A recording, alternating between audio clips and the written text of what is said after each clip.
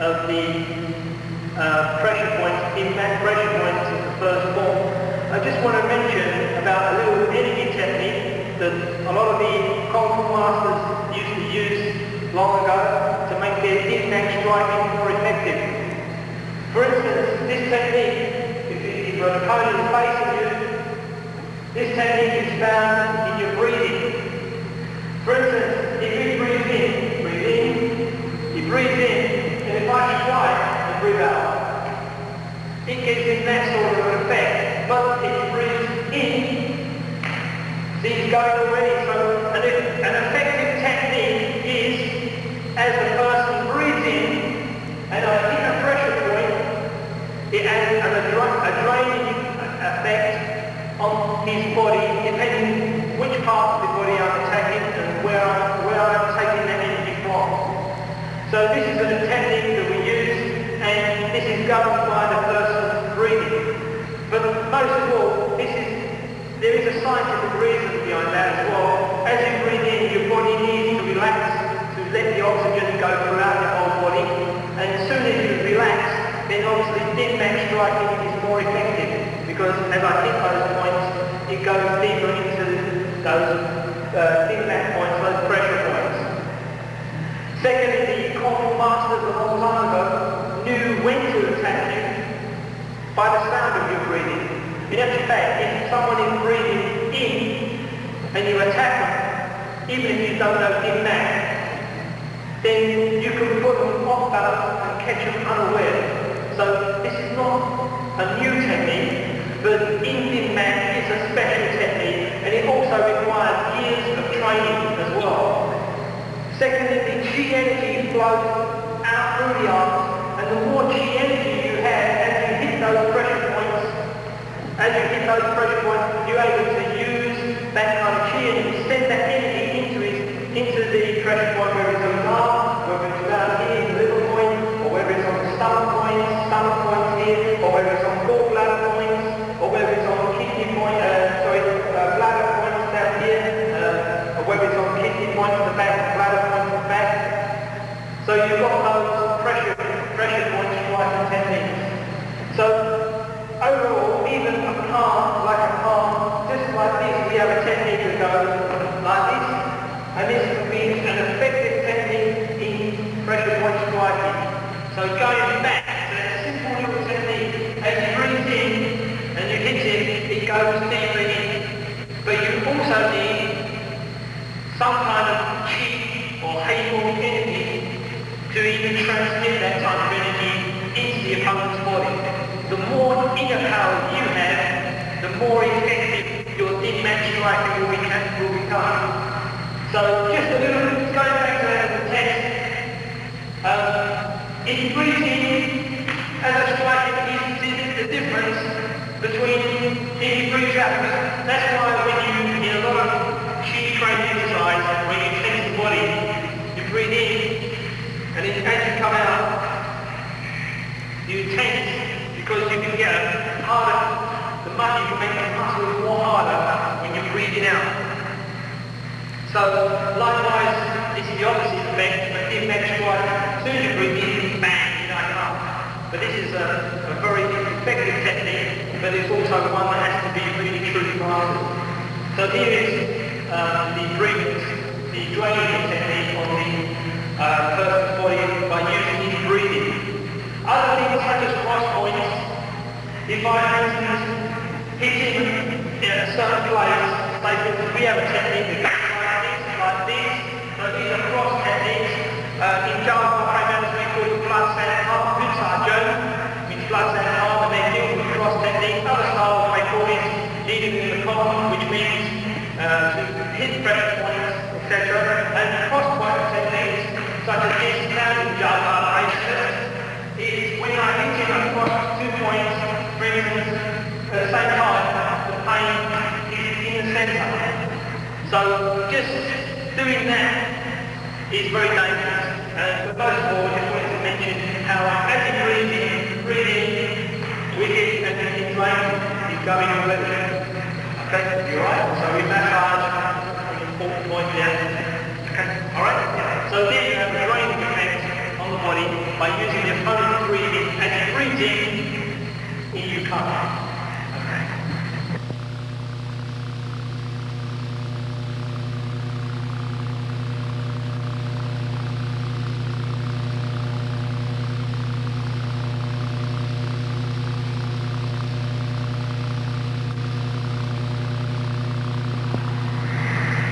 Okay, in this last part of the video, I want to show you some of the revival techniques that are useful in case when you have knocked somebody out or somebody has passed out, you can use these techniques. However, no revival technique is foolproof. In actual fact, you should not even attempt to knock somebody out unless you are a very experienced martial artist. There are certain revival points in the body that can be used, but most of all, I'm going to show you the most basic of the revival points and probably the most important revival points. Okay, so for instance, you can cause an energy drainage from his head, you can cause an energy drainage from his body, from the lower part, depending what you have done with the knick-knack striking techniques. But suppose I hit him like this and he's passed out. Then I hit these 2 points here, the gallbladder points, gallbladder. You shouldn't tell him, well, he will actually go down, but you must control him. Okay, what happens is he goes down. You cross his legs, put his legs in a cross position. That will stop the energy going down, back down his legs. In other words, so the energy has to circle, come up. Because you've already drained his head, his energy from the head, So, at the back here, there are 2 pressure points here that you can use. Hold his head steady so he doesn't flat forward, go forward, and massage this point.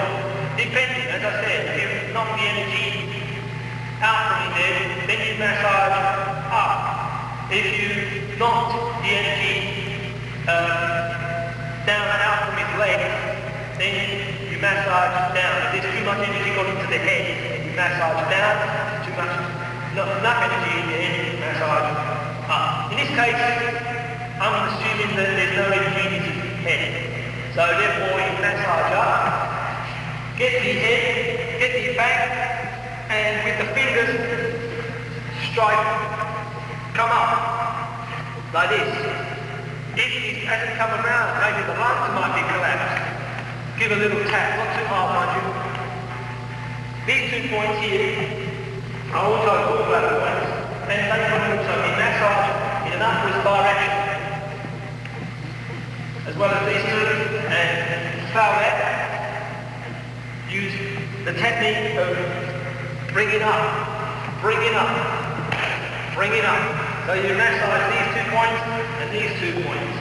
Now, suppose I hit his arm. If I hit this arm, and I hit the pressure points here and there, or elsewhere, or here, then he's passed out. This arm, place here, but this arm, you put here, and hold it with the knee. Again, to let the energy pass through this arm. At the same time, massage again back these points here. So that's a good revival technique. Stand up. That's a good revival technique.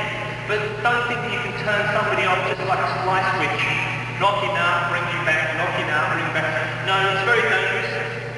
All these pressure points has a delayed effect. Just like striking here can have a delayed effect on the heart for a few years. These pressure points here can have a delayed effect around the neck. In a number of years' time, this could cause serious injury around where the carotid artery is. As well as striking any techniques to the liver will eventually affect his eyes. So another technique which we done in the first form was grab the 2 pressure points, strike here, or this point here. A very dangerous point. kill the person. Some pressure points have no revival techniques because they are outright kills. You cannot revive someone if you do a very dangerous min-max strike. It's impossible. I say it's impossible because I wouldn't attempt it myself anyway unless my life was in danger. But the thing is that some techniques should never be practiced against other people. You should only do it in your form. In other words, what you're doing to the person, an imaginary person. So going back to this technique here, because I mentioned this, if I struck this point, a heart point, and it will cause a sudden rush of energy into his heart, making him very agitated, then obviously you must massage the point here in a downward line. Or massage the dentin. The dentin is 2 inches below the navel, and you massage that as well. So this is a very important massage technique to do if, say for instance, if you hit someone on the heart point, which is roughly about 1 inch below the solar plexus. Likewise, even this little finger here as well can have, by just touching that, has an effect on his heart. And it's very important massage point, revival technique as well. This is just this little finger, tip of that finger. So you can find those points on also probably an acupressure book, I think. This is also can be used as a revival technique. Just this one here. If he doesn't come around properly, when he's sitting on the floor, you can use that as a revival technique. And it's good for back pain as well. So here's some of the revival techniques, but please don't attempt any pressure point striking, any min-max striking unless you are under qualified instructor.